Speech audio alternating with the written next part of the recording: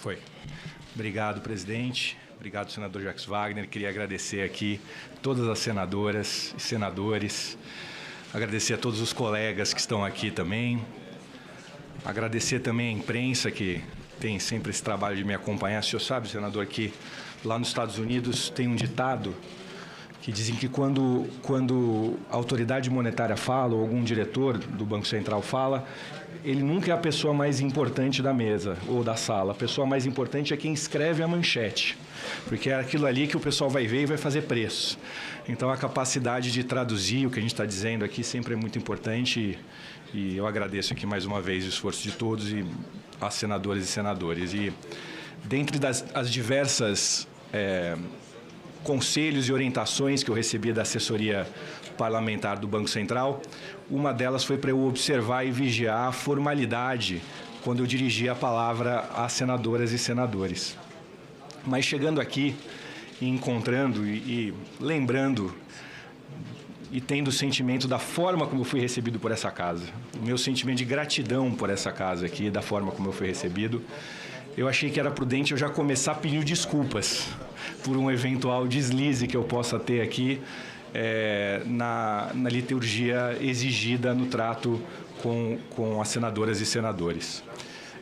Realmente, eu não tenho como agradecer, não tenho como expressar a gratidão por ter sido recebido por todas as senadoras e senadores num período tão crítico do calendário eleitoral. Eu sei da dificuldade de agenda neste momento e foi concedida essa oportunidade de poder me apresentar, pedir voto, pedir confiança. Então, eu sou muito grato, queria agradecer aqui os senadores e senadores e dizer que essa gratidão, esse sentimento, se me permitem, praticamente de amizade,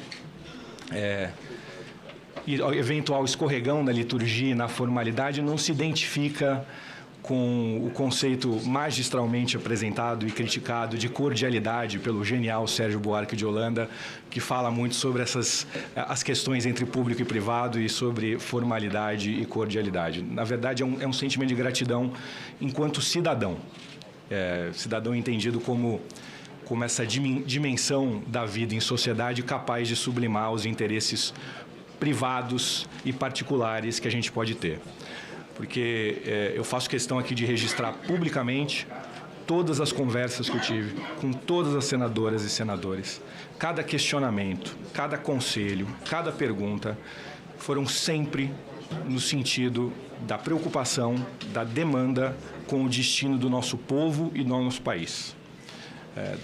Todos os questionamentos, todos os conselhos de quem conhece muito o Brasil, conhece profundamente o Brasil, que eu tive a oportunidade de ouvir, estavam encharcados da preocupação com o destino do nosso país. Então, é um sentimento de uma gratidão por um interesse e uma preocupação genuína com o nosso povo. E nesse sentido que eu apresento aqui a minha gratidão. Então, estar aqui hoje nessa casa como indicado pelo presidente Lula e ter nessa oportunidade de me apresentar aqui é uma grande honra, mas, acima de tudo, por tudo que a gente acabou de comentar, uma enorme responsabilidade que eu tenho, uma enorme responsabilidade. Primeiro, pela atribuição que compete à autoridade monetária, né, de ser o guardião da moeda, uma instituição cuja a confiança depositada é um dos pilares centrais da sociedade civil organizada como nós conhecemos. Então, isso por si só já é uma enorme responsabilidade. Essa responsabilidade ela é amplificada pelos desafios impostos pela quadra histórica em que a gente vive, mas também pela confiança que é depositada em mim e em toda a diretoria do Banco Central. Toda vez que me foi concedida a oportunidade de encontrar o presidente Lula, eu escutei de forma enfática e clara a garantia da liberdade na tomada de decisões e que o desempenho da função deve ser orientado exclusivamente pelo compromisso com o povo brasileiro. Que cada ação e decisão deve unicamente ao interesse do bem-estar de cada brasileiro. Eu sei que hoje em dia talvez esteja meio fora de moda a gente tentar aplacar antagonismos e cisânias para tentar construir e exaltar a convergência e o diálogo, mas eu faço questão de reafirmar todas as conversas com as senadoras e senadores, independente de partido, se oposição ou situação, também foram todas no sentido de me assegurar a liberdade na gestão e demandar o compromisso com o nosso povo e com o nosso país. Além de renovar aqui publicamente o compromisso com essas diretrizes, eu quero dizer que o privilégio de ser indicado para presidir o Banco Central do Brasil exorbita diante da possibilidade de exercer essa função, se as senadoras e senadores me aprovarem, em condições coerentes com as convicções que me inclinaram há mais de 25 anos a estudar economia. Eu sempre encontrei sentido e motivação para estudar economia na afirmação de um economista inglês do começo do século passado, que dizia: a economia é a ciência que cuida de melhorar a vida da mulher e do homem comuns. Essa é a função, esse é o sentido da economia. Eu vou aproveitar esse ensejo de falar sobre as inclinações que me levaram a estudar economia para fazer a transição para um tema que eu também fui orientado a abordar, que é a minha trajetória profissional.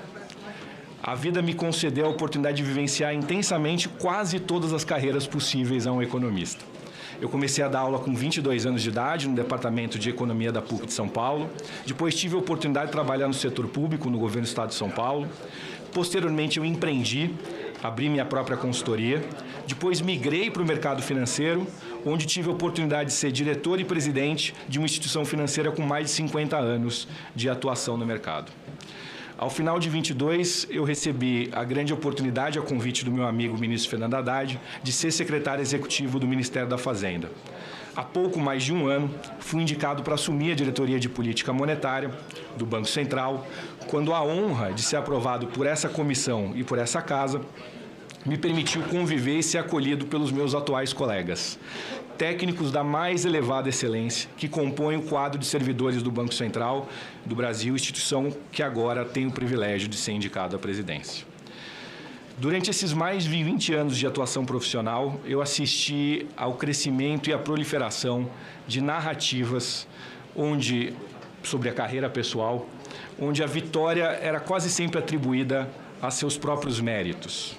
Ou seja, que a gente conseguia as coisas apesar de todas as circunstâncias e que toda derrota configurava sempre responsabilidade do outro e da circunstância. Me parece que são cada vez mais populares essas narrativas e capazes de gerar engajamento, os discursos com relatos biográficos que constam frases como "nunca ninguém me ajudou" e "tive de fazer tudo sozinho". No meu caso, todas as oportunidades e eventuais êxitos que eu experimentei são devidos aos meus amigos, aos meus colegas, aos meus professores e familiares que me suportam e suportaram. Aproveito a oportunidade para publicamente dizer-lhes muito obrigado. Apesar de pretensiosamente sentir que estão contemplados nas categorias de amigos, colegas e professores, eu quero aproveitar a oportunidade para publicamente agradecer ao presidente Lula pela indicação, às senadoras e senadores que me receberam tão bem, ao ministro Fernando Haddad e aos meus colegas diretores, em nome do presidente Roberto Campos e todos os servidores do Banco Central. Mas eu sei também que eu devo agradecer também a muitas pessoas com quem eu não tive a oportunidade de conviver nem conhecer. Eu tenho consciência que sou filho e herdeiro dos avanços e conquistas dos brasileiros nas últimas 4 décadas. E que esses avanços e conquistas são fruto da luta e trabalho de gerações muito anteriores à minha. Nasci em 82, quando os brasileiros ainda lutavam pelo direito de votar. Hoje eu tenho o privilégio de viver em um país reconhecido como uma das principais democracias do mundo. Após décadas de elevado crescimento e industrialização, o Brasil enfrentou durante os anos 80 uma crise profunda, levando à moratória da dívida externa e à exclusão do circuito financeiro internacional. Hoje o Brasil é credor líquido internacional com mais de 350 bilhões de reservas de dólares. O Brasil apresenta hoje um superávit comercial sólido e estrutural, graças à produtividade e competência dos seus empresários, com destaque à competitividade do setor agro brasileiro. Além disso, o Brasil se solidificou como exportador líquido de petróleo combinado com uma matriz energética limpa e diversificada. Ter segurança alimentar e energética são vantagens especialmente relevantes em momentos de tensões políticas elevadas. Tudo isso representa um enorme avanço em contraste com as condições observadas na década de 70, que, em última análise, contribuíram para a crise da década de 80. Durante a década de 80 e início da década de 90, a economia foi assombrada pelo fantasma da hiperinflação. Em março de 1990, a inflação no Brasil disparou para surpreendentes 6.821% ao ano. Durante esse período turbulento, os planos econômicos e moedas nacionais eram substituídos e trocados com mais frequência do que os técnicos de futebol no Brasil. Em 2024, o Plano Real completa 30 anos e o sistema de metas de inflação comemora 25 anos. Hoje, o Brasil é reconhecido por sua estabilidade monetária e financeira. Durante os últimos 12 meses, foi possível observar os núcleos de inflação no Brasil em patamares equivalentes à das economias mais desenvolvidas e estáveis do mundo, como Estados Unidos e Reino Unido. Nós vamos estar sempre sujeitos a momentos mais desafiadores, mas a atuação do Banco Central tem sido inequívoca na perseguição da meta de inflação estabelecida pelo Conselho Monetário Nacional. Eu sei também que muitas vezes, como sociedade, a gente se frustra pelos avanços em ritmo mais lento e trajetória menos linear do que a gente deseja.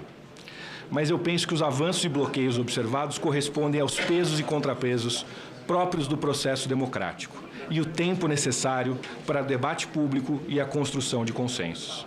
E eu prefiro sempre as dores do processo democrático do que as falsas promessas de atalho. Reconheço ainda que existem numerosos desafios pela frente, como a consolidação de uma agenda capaz de criar uma economia mais equânime e transparente, capaz de combinar maior produtividade e sustentabilidade, o que envolve o compromisso permanente do Banco Central no combate à inflação, para garantir que o atraso não seja fruto do avanço na direção errada. Já foi dito que o banqueiro central deve ser o último dos otimistas e o primeiro dos pessimistas. Mas estou hoje no setor público por acreditar, na esteira dos ensinamentos do pai fundador do pensamento econômico brasileiro, que o nosso futuro, o futuro do Brasil, pode contar na construção do devir humano. Muitas das soluções para os desafios que a história coloca à humanidade passam pelo Brasil e a sua inserção na economia mundial. O Brasil tem a oportunidade histórica de se apresentar como um destino atrativo para o empreendedorismo e a inovação voltado para a economia sustentável, se consolidando como um polo e referência global na erradicação da pobreza e crescimento da produção e produtividade com redução da emissão de poluentes. Peço desculpas se me alonguei, não queria abusar da concessão da palavra, mas devo às senadoras e senadores a obrigação de reafirmar: 1. Meu compromisso com o mandato estabelecido pelo arcabouço institucional e legal para a autoridade monetária brasileira. 2. A consciência da honra e responsabilidade que envolvem a indicação à presidência do Banco Central e do papel da estabilidade monetária e financeira na construção da sociedade que desejamos. Eu permaneço à disposição das senadoras e senadores, agora, na hora da avaliação da minha sabatina, mas sempre. Muito obrigado.